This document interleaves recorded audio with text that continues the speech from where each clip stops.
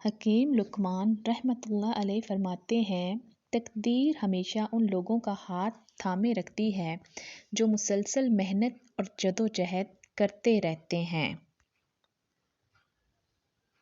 جس کے اندر صلاحیت ہوتی ہے وہ کام اختیار کر لیتا ہے، اور جو کچھ نہیں کر سکتا وہ استاد بن جاتا ہے۔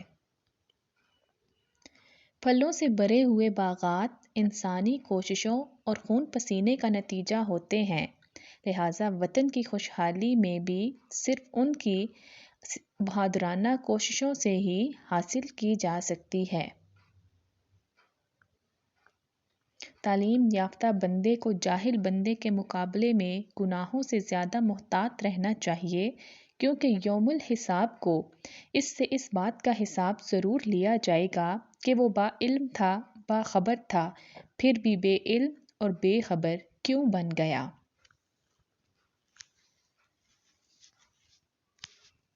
جب قوم پر ہر طرف سے گمراہی اور بد اخلاقی کے طوفان امڈے چلے آ رہے ہوں تو علماء کا کام یہ نہیں کہ گوشوں میں سر جھکائے بیٹھ جائیں۔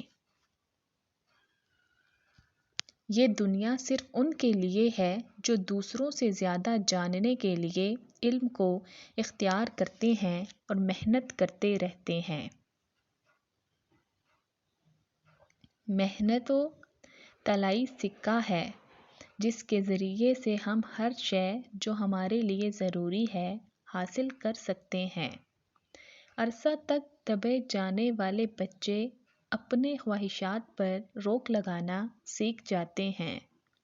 مطالعہ کرنے سے ذہن میں وسعت اور استدلال میں وزن پیدا ہوتا ہے، فکر کے نئے دریچے کھلتے ہیں اور تنگ نظری اور اصیبت کے بادل چھٹ جاتے ہیں۔ انسان قدرتی مناظر اور کتابوں کے مطالعے سے بہت کچھ سیکھ سکتا ہے۔ دماغ کے لیے مطالعے کی وہی اہمیت ہے جو کنول کے لیے پانی کی۔ گھروں میں چراغ دولت سے ہوتا ہے اور دماغوں میں علم سے ہوتا ہے۔ قبیلے اور برادریوں میں بٹے ہوئے لوگوں کو یہ سوچنا چاہیے کہ سب ہیں تو ایک ہی نسل انسانی سے۔ بیل کی کھال والا انسان ہی غریب انسانوں کے مصائب سے بے پرواہ ہو سکتا ہے۔ جب کسی فرد کو احساس ہوتا ہے کہ اس کے کام سے معاشرے کے افراد کی نظروں میں اسے مذموم سمجھا جائے گا تو وہ اسے کرتے ہوئے ہچکچاتا ہے۔ یہی میں اصل ضمیر ہوتا ہے۔ انسانیت کی حریف قوتیں نامراد ہوں گی اور انسان جیت جائے گا۔ کسی کو نصیحت نہ کرو کیونکہ بے وقوف سنتا نہیں اور عقل مند کو ضرورت نہیں۔ کسی شخص یا کسی چیز سے دل نہ لگانا کیونکہ پھر دل ہٹانا بڑا ہی مشکل کام ہوتا ہے۔ اپنے سے بہتر کی تلاش کر اور غنیمت جان اس لیے کہ اپنے جیسے کے ساتھ تو عمر برباد کر دے گا۔ شکار کو دبائے ہوئے شیر کے لیے کیا فرق پڑتا ہے اگر گیدڑ بھی آ جائے۔ اگر محبت ملامت کرنے سے چلی جاتی تو میں جھوٹ بھی سننا گوارا کرتا جو کوئی نیک آدمی بولے تو۔ ہر بات میں بحث کرنا جائز نہیں ہوتا، بڑوں کی غلطی پکڑنا بھی ایک غلطی ہے۔ تو مجھے جس قدر چاہے نصیحت کر، اس لیے کہ حبشی سے سیاہی نہیں دھوئی جا سکتی۔ موت بہت پرانی مگر ہر بندے کے لیے ایک نئی چیز ہوتی ہے۔ حرقہ پہن لینا آسان مگر اس کا حق ادا کرنا مشکل ہوتا ہے، اور صرف حرقہ پہن لینے سے ہی نجات حاصل ہوتی تو سب حرقہ پہن لیتے۔ جب تک تو سانپ کی طرح کینچلی نہ اتارے، محبت حق کے دعوے میں صادق نہیں ہو سکتا۔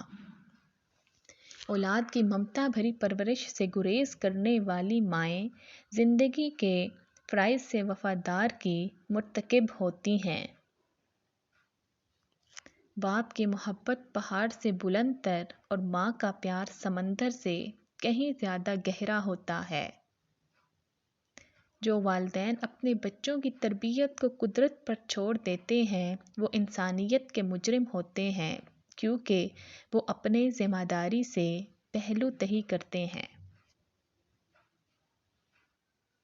مبارکباد کے لائق وہ شخص ہے جس کے پاس نصیحت کرنے کے الفاظ نہیں، اعمال ہوتے ہیں۔ تھوڑی سی علمیت پر قناعت کر کے بیٹھے رہنا درست نہیں۔ اپنے ذہن کو سمٹائی رکھنے کی بجائے اس میں کشادگی پیدا کرنی چاہیے اور اس سے ہر نوع کی نت نئی معلومات، مناظر و تصورات کے لیے پوری طرح کھول دینا چاہیے، تاکہ اس میں کمال اور بھلائی ہے۔ ہڈیوں پر گوشت چڑھانے والی 3 چیزیں کھایا کرو، روز 6 کیلے کھاؤ اور اوپر سے دودھ پی لو اور چاولوں کا استعمال زیادہ کیا کرو۔ اگر تو رنجیدہ ہے تو منہ بگاڑ کر نہ بیٹھ، کیونکہ تو بھی ہمارے اندر ایک تلخ چیز ہے۔ 1000 دوستوں سے قطع تعلق ضروری ہے تاکہ تجھے ایک دشمن کو دیکھنا نہ پڑے۔ مساکین کو ناخوش رکھ کر خدا کی خوشنودی ناممکن ہے۔ جو مصیبت تم پر آئے اس کا علاج مساکین کی خوشنودی حاصل کرنا ہے۔